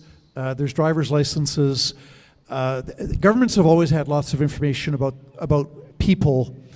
Need not necessarily be dangerous if they're separate and they're not allowed to share. What's really dangerous is if you get all the information. So there's one file on Kris Sims, and we got everything in the file: your social insurance number, your taxes, your medical records, your travels in and out of the country.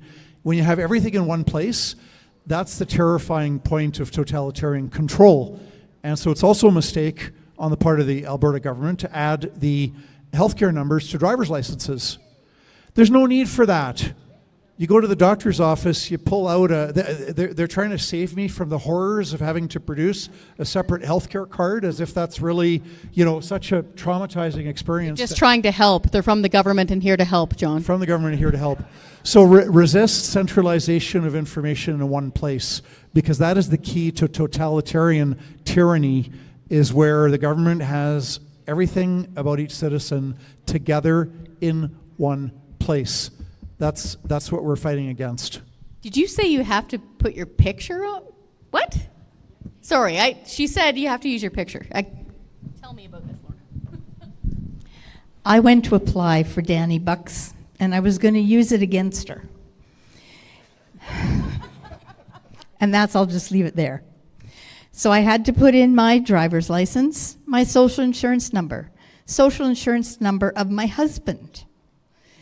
Went to hit, let's go.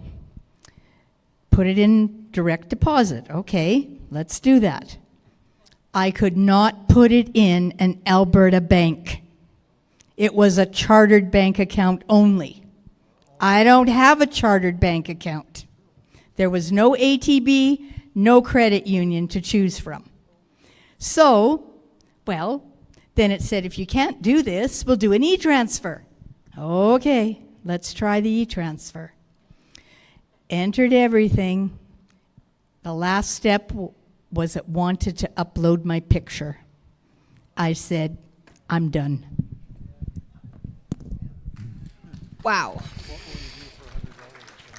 Yeah, I'm going to include that in my next op-ed about that. Thank you very much for sharing that.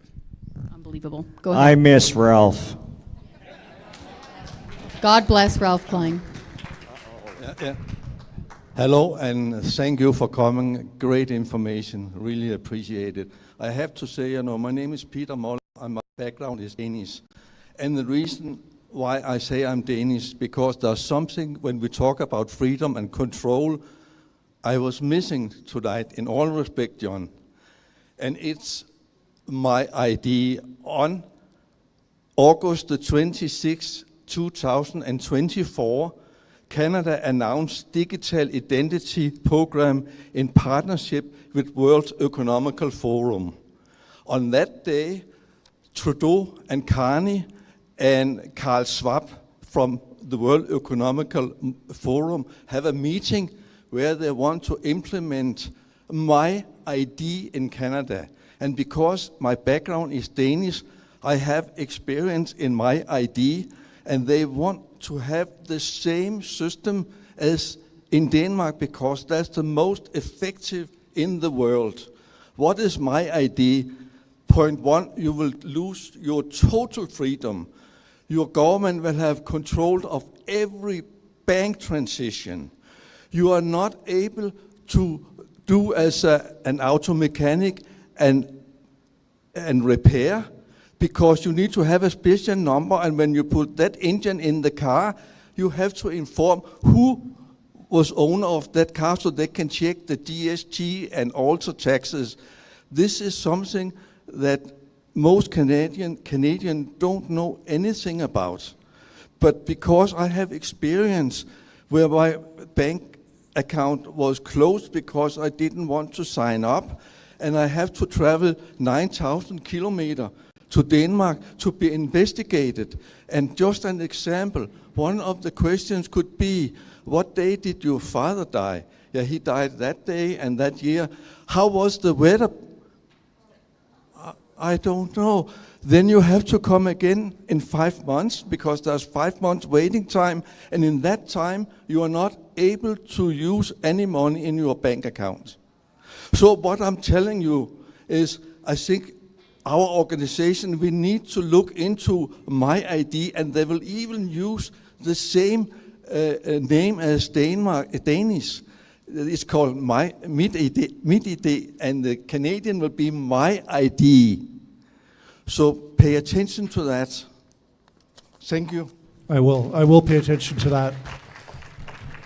One of our reports, there may or may not be a hard copy, but it's on our website, Central Bank Digital Currency. This is where you eliminate cash, and everything is numbers somewhere in cyberspace. And this is extremely dangerous because then the government can say, well, you spent more than $200 for gasoline for your car, so you've been a bad girl. You're still allowed to Always. you're still allowed to buy groceries because we're nice and kind and compassionate. But we've decided you can't fly to Mexico in the winter because you're not a good citizen. You know, think about how quickly and how easily we had first-class citizenship for those who got injected in 2021, and we had second-class citizenship for those who did not get injected. And it was overnight, it was instant, it was a QR code, and it was linked to the medical system and medical records. So if they could, just on one issue alone, on a medical healthcare issue, if you didn't get injected, you're a second-class citizen, you can't travel, you can't go to restaurants, you can't go to movie theaters, you can't hold the hand of a dying parent in a nursing home. Just treating people like garbage, second-class citizenship. That was with technology. Now you get central bank digital currency, you multiply that nightmare by 100-fold, because if the government, if there's no cash, then everything can be tracked and monitored, and we can see, well, how much in the last 30 days, how much money did you spend at Walmart, how much did you buy for gas, restaurants. So Red meat, you name it. What did you say, Grandma? Red meat instead of meat. cricket paste or whatever it is I'm supposed to be eating. We spent money on that too, taxpayers' money on a cricket farm in Ontario that didn't actually produce crickets, so go figure. Yeah, excuse me. I just want to mention one thing, because I'm running a small business, and I sent $3,000 to one of my suppliers in Denmark. 2 days after, Revenue Denmark called him, what is that all about? So my friend told me, this is not the worst thing. My friend across the street, he took out $3,000 of his account, and 2 days after the police came, 2 guys are knocking on his door. We want to know what those $3,000 is. So this is my ID, guys, and this is what Carney wants to implement for all of us. And just imagine if the government starts doing your taxes for you. Talk about the fox guarding the hen house. Combine all of that.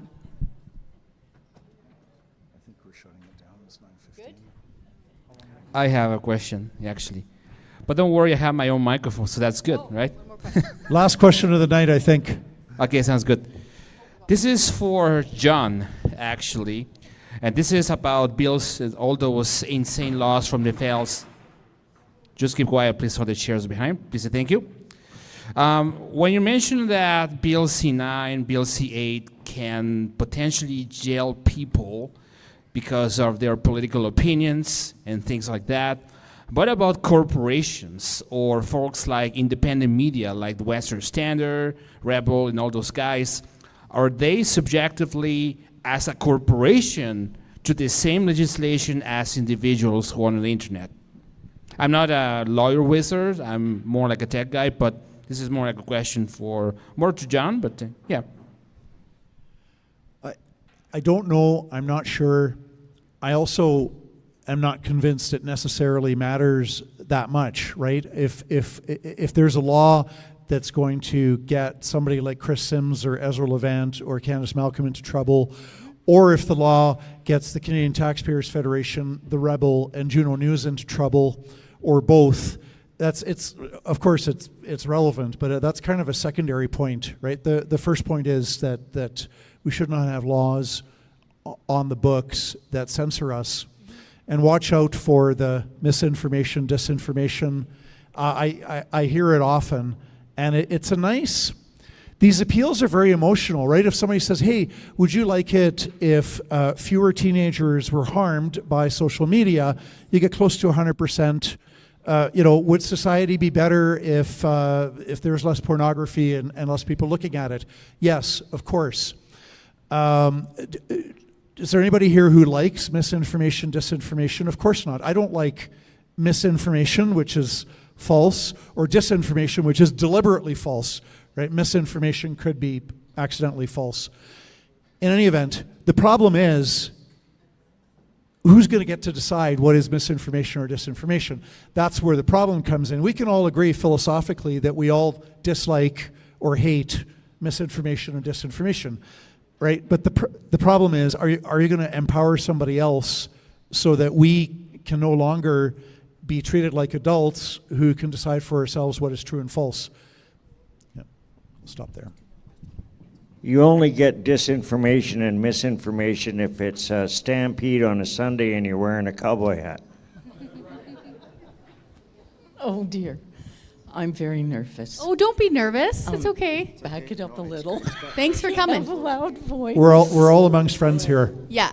Well, I'm not into the Danny Bucks because first of all, I'm one of those weird people, I don't have a computer anymore.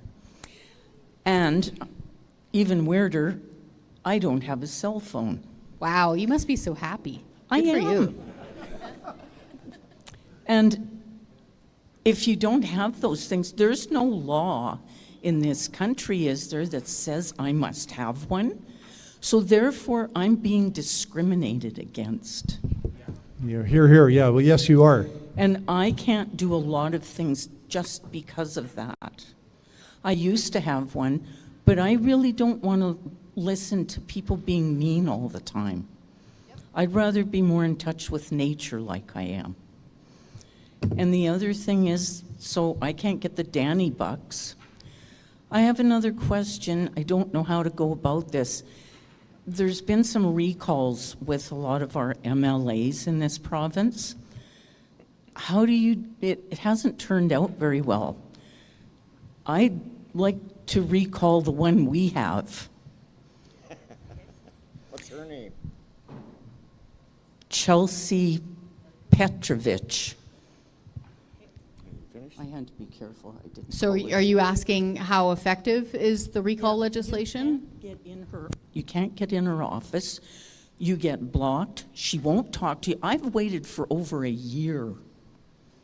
So I would recommend sending the email with that little tip that I gave you before of saying I'll get, all right, do you know anybody that has a computer? No, I don't have any friends. Can you write a letter?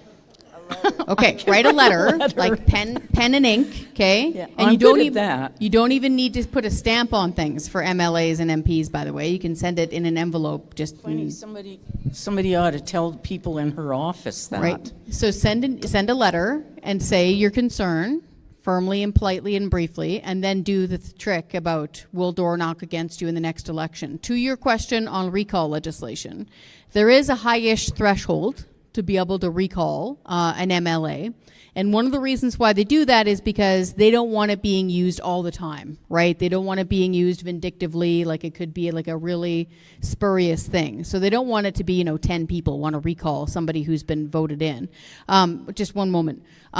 You can do it successfully if you get enough people signed on. I will give you an example recently in the city of Calgary. Okay, lots of people signed on to recall the sitting mayor, Jody Gondik. They didn't quite do it, right? They failed. But did they? In the next following general election, she was voted out. That was the first time in 40 years that an incumbent mayor who was running for his or her seat again was voted out. And I got to think that all that ground game, all that door knocking, all that organization, all those list builds that happened during the recall part, that's what got her out in the next election. So it may not work initially, but it does work, having that kind of power from the people. Okay, this nice lady we just met tonight, and she came up to be my support bunny. Oh, good job. You both did a great job. Can I just say one more thing? Sure. I voted for this party in the last election. Wasn't there somebody running for this party? Do you mean the United Conservative Party in the last provincial election in 2023? I didn't vote UPC just because of the person who was running for MLA. Yeah, APP. Are you talking APP, this group APP? isn't a party. It's an advocacy organization, yeah. Well, there was some other party that seemed a lot like this one. Okay. So I voted for that person. I check everybody out, by the way. I'm really into stuff. Thank you for being into stuff. Thank you. Thank you. For coming. Thank It you. was really superb. Thank you. Thanks, everybody. Thank you, everyone, for coming. We appreciate it. And again, if you can drop a couple bucks in our bucket, we'd sure appreciate it. Thank you. Thank you.